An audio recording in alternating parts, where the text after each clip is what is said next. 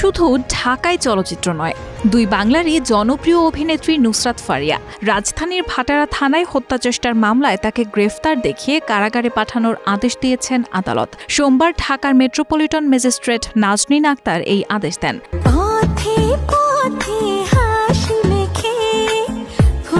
মামলার নথিপত্র থেকে জানা গেছে, সাবেক প্রধানমন্ত্রী ও আওয়ামী লীগ সভানেত্রী শেখ হাসিনা এবং তার সরকারের সংশ্লিষ্ট ২৮৩ জন এবং অজ্ঞাতনামা ৩ থেকে ৪০০ জনের বিরুদ্ধে ঢাকার সিএমএম আদালতে মামলাটি করেছেন এনামুল হক।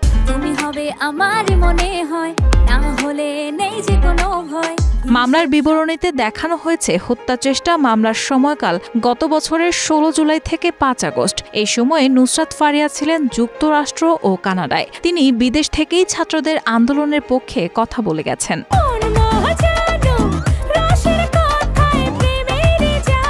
ঘটনার সময় ফারিয়া কোথায় ছিলেন তা নিশ্চিত করতে গিয়ে ক্যালগারির অনুষ্ঠানের ফেসবুক পেজে পাওয়া যায় ফারিয়ার অংশগ্রহণের বেশ কিছু ছবি। এছাড়াও পাওয়া গেছে তার বিদেশ যাত্রা ও ফেরার টিকিটের প্রমাণ।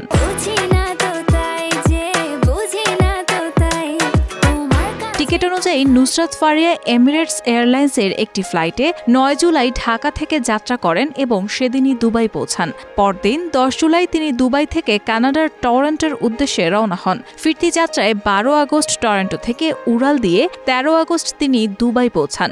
সেখানে ট্রানজিট শেষে ১৪ আগস্ট তিনি ঢাকায় ফিরে আসেন।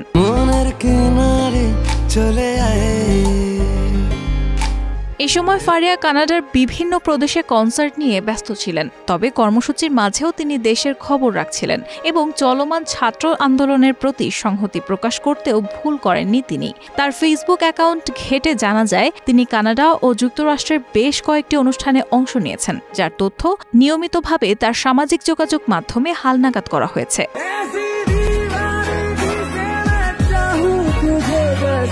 এদিকে দেশে ১৮ জুলাই রাত ৮:৩০টার পর থেকে ব্রডব্যান্ড ইন্টারনেট সংযোগ বন্ধ হয়ে যায়। এর আগেই ১৭ জুলাই মধ্যরাত থেকে 4G নেটওয়ার্ক বন্ধ থাকায় মোবাইল ইন্টারনেটও অচল হয়ে পড়ে। যদিও ২৩ জুলাই ব্রডব্যান্ড ইন্টারনেট চালু হয়, মোবাইল ইন্টারনেট তখনও সচল হয়নি। অথচ এই পুরো সময় জুড়েই ফারিয়াকে ফেসবুকে নিয়মিত ও সক্রিয় দেখা গেছে।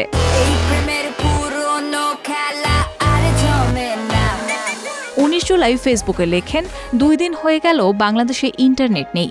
দেশটি বিশ্বের অন্যান্য অংশ থেকে সম্পূর্ণভাবে বিচ্ছিন্ন। আমরা কি সত্যি আলোচনা করে এই সমস্যার সমাধান করতে পারি না? এটা এত কঠিন কেন? খুব অসহায় বোধ করছি।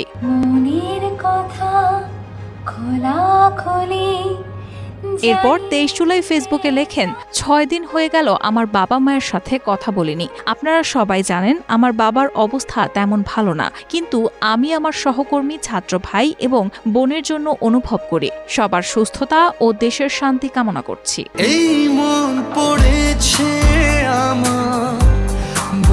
অর্থাৎ ঘটনার সময় নুসরাত ফারিয়া ছিলেন দেশের বাইরে এবং পেশাগত কাজে ব্যস্ত। সামাজিক যোগাযোগ মাধ্যমেও তার সক্রিয়তা ও বক্তব্য স্পষ্ট।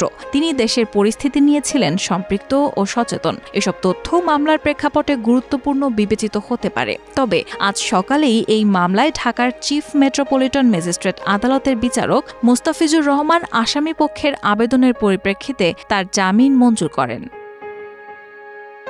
রায়হানা মুন, প্রবাস খবর।